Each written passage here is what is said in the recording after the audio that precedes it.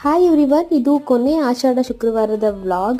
ಒಂದು ವಾರನೂ ನಾನು ಮನೆಯೆಲ್ಲ ಕ್ಲೀನ್ ಮಾಡಿ ಪ್ರಸನ್ನಬ್ ಆಗಿ ಪೂಜೆ ಮಾಡಿದ್ದೇ ಇಲ್ಲ ಈ ಆಷಾಢದಲ್ಲಿ.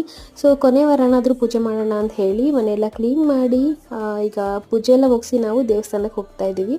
ಮನೆ ಹತ್ರನೇ ಒಂದು ಮಾರಮ್ಮನ ದೇವಸ್ಥಾನ ಇದೆ, ಅಲ್ಲಿಗೆ ಹೋಗೋಣ ಅಂತ ಹೇಳಿ ನಾನು ಪಪ್ಪು ಹೋದ್ವಿ.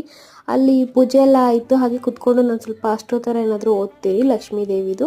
ಅದೆಲ್ಲ ಮುಗಿಸ್ಕೊಂಡು ಪ್ರಸಾದ ಕೊಟ್ಟರು, ಬೆಲ್ದನ ಸೂಪರಾಗಿತ್ತು. ತಿನ್ಕೊಂಡು ಮನೆಗೆ ಬಂದೆ. ಅಷ್ಟರಲ್ಲಿ ಹಸ್ಬೆಂಡ್ ನನಗೆ ಮಟನ್ ತೊಗೊಂಬಂದಿದ್ರು. ಯಾಕಂದರೆ ಇನ್ನು ಶ್ರಾವಣ ಶುರು ಆದಮೇಲೆ ವರಮಹಾಲಕ್ಷ್ಮಿ ಹಬ್ಬ ಬರುತ್ತೆ. ನಾವು ಕ್ಲೀನಿಂಗ್ ಸ್ಟಾರ್ಟ್ ಮಾಡಿದ್ಮೇಲೆ ಮತ್ತೆ ನಾನ್ ವೆಜ್ ಎಲ್ಲ ತಿನ್ನೋದಕ್ಕೆ ಹೋಗಲ್ಲ. ಪೂಜೆ ಎಲ್ಲ ಆಗೋವರೆಗೂ ನಾನ್ ವೆಜ್ ತಿನ್ನಲ್ಲ. ಹಾಗಾಗಿ ಮಟನ್ ತೊಗೊಂಬಂದಿದ್ದಾರೆ, ಇನ್ನು ಜಾಸ್ತಿ ಮಾಡಲ್ವಲ್ಲ ಅಂತ ಹೇಳಿ.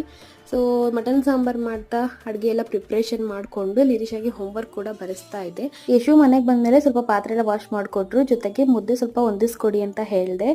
ಇದು ಅವತ್ತಿನ ಯಮ್ಮಿ ಮಟನ್ ಸಾಂಬಾರು. ಇದಾಗಿತ್ತು ಇವತ್ತಿನ ವ್ಲಾಗ್. ಬಾಯ್.